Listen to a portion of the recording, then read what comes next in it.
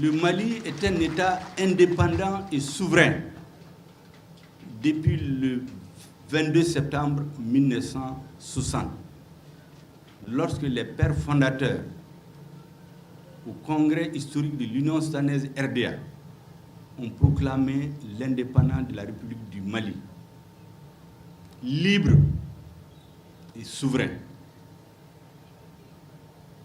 Il faut aider le Mali à exercer la plénitude de sa souveraineté sur l'ensemble de son territoire. Il faut aider le Mali à lutter contre le terrorisme. Il faut aider le Mali à se développer. Mais tout cela doit se faire dans le cadre de la souveraineté de l'État malien, du respect de la dignité du peuple malien, et non par procuration d'un pays membre de l'UE qui a son propre agenda, qui n'est pas celui qui est présenté. Il faut que nos amis de l'Union européenne le comprennent. On ne peut pas régenter ses relations avec le Mali par procuration. Ce n'est pas possible. Et c'est pourquoi il est regrettable ces derniers moments qu'il y ait des malentendus entre nous et certains partenaires. Le dernier acte, c'est entre nous et nos partenaires danois. Heureusement, leur gouvernement a pris ses responsabilités hier et a fait rentrer le contingent qui est venu au Mali dans le cadre de l'opération Takuba. Qu'est-ce qui s'est passé? C'est important que je l'explique aux Maliens, aux amis du Mali. Au-delà de la campagne médiatique, comme je dis, le terrorisme médiatique, politique et diplomatique qu'on exerce sur le Mali pour brouiller les cartes. Ce qui s'est passé, c'est que dans le cadre de l'opération Takuba, le gouvernement de la République du Mali a écrit une lettre à un certain nombre de pays, dont le Danemark, pour l'inviter à envoyer des soldats aux besoins dans le cadre de la force Takuba. 2019. On est aujourd'hui en 2022, donc ça fait 3 ans. L'invitation a été lancée depuis 2019. Pourquoi tout ce temps? Parce qu'il y a des procédures. C'est comme lorsque vous voulez aller en France ou dans un pays européen. Vous avez besoin d'une invitation. Mais quand vous avez l'invitation, vous ne pouvez pas aller, il faut un visa. C'est ce visa que chaque État doit avoir. Ça, c'est écrit noir sur blanc. Et donc, le gouvernement danois et d'autres ont demandé les visas, c'est-à-dire l'autorisation pour leurs forces spéciales de venir au Mali exercer dans Takuba. Le gouvernement a dit qu'il est en train d'étudier leur dossier. Il y a la Norvège, il y a le Portugal, il y a la Hongrie. Tout le monde est en train d'attendre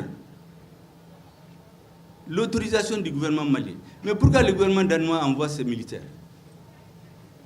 Parce qu'il y a un pays qui décide par procuration d'inviter des pays dans le cadre de l'opération Takuba. Nous disons non.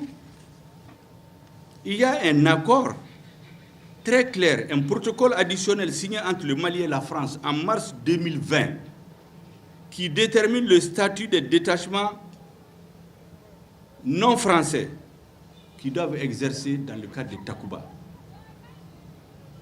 Ce protocole additionnel dit clairement qu'il faut l'autorisation du gouvernement malien. C'est ce que j'appelle le visa. Donc la France ne peut pas faire venir un pays sans le visa du Mali. C'est malentendu avec le Danemark. Mais c'est l'entêtement des dirigeants français à vouloir coûte que coûte induire les Danois en erreur. C'est le gouvernement français qui a induit le Danemark en erreur. Le Mali n'a pas de problème avec le peuple français, au sein duquel il y a beaucoup d'amis du Mali, au sein duquel il y a beaucoup de binationaux. J'ai l'habitude de dire qu'en dehors de la communauté algérienne, la communauté malienne est la plus importante en France.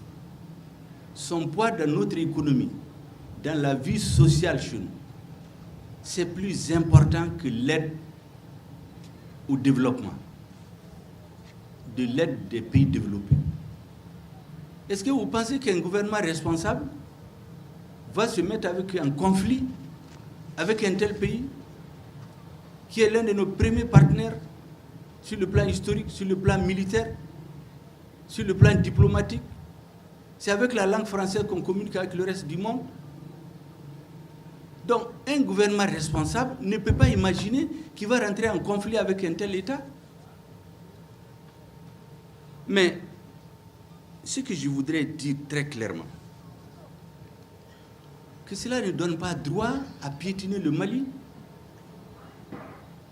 Nous respectons la mémoire des militaires français qui sont morts ici. Nous leur serons reconnaissants éternellement. Mais on ne doit pas utiliser la mémoire de ces militaires tombés au Mali pour faire du chantage, faire chanter notre peuple qui n'est pas un peuple ingrat. Le sacrifice de ces soldats, on ne va jamais l'oublier. Il y a des Maliens qui portent le nom de Damien Boité. Donc les Maliens n'ont jamais dit qu'ils sont contre la France. Le gouvernement malien ne l'a jamais dit. Mais ce que nous disons, il ne faut pas utiliser cette situation pour intimider et humilier notre peuple. Il faut nous respecter. La dignité du Mali n'est pas négociable. La souveraineté du Mali, son indépendance ne sont pas négociables. C'est tout ce que nous avons dit. Il faut que la classe politique française se dise que le monde a changé. Qu'ils n'ont pas à la tête du Mali les dirigeants auxquels ils sont habitués. C'est aussi simple que ça. Vous savez, l'ancien Premier ministre français, Pierre Messmer, qui était gouverneur de l'AOF, c'est lui qui était Premier ministre au moment de la décolonisation. Vous savez ce qu'il a écrit dans ses mémoires?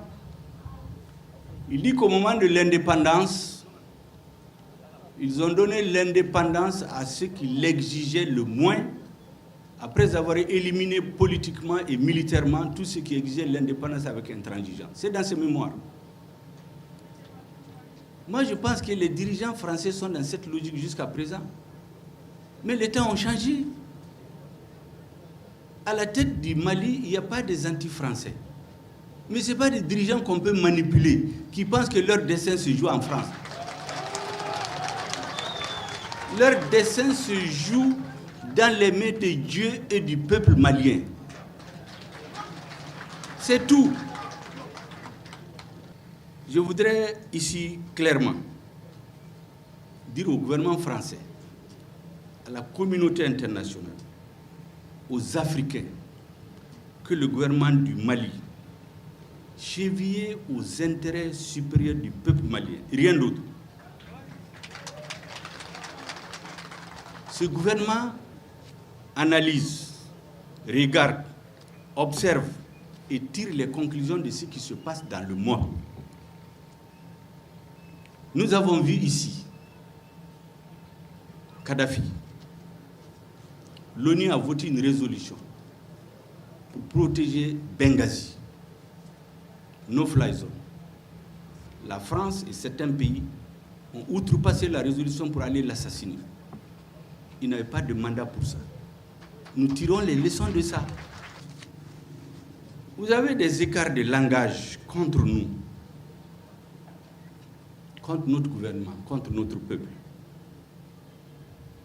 Je pense qu'il est temps, et c'est notre message, que les dirigeants français comprennent qu'on n'est plus au temps du colonialisme, ni du néocolonialisme. Il faut traiter les partenaires comme des partenaires. Dans un partenariat respectable, chaque pays trouvera son intérêt.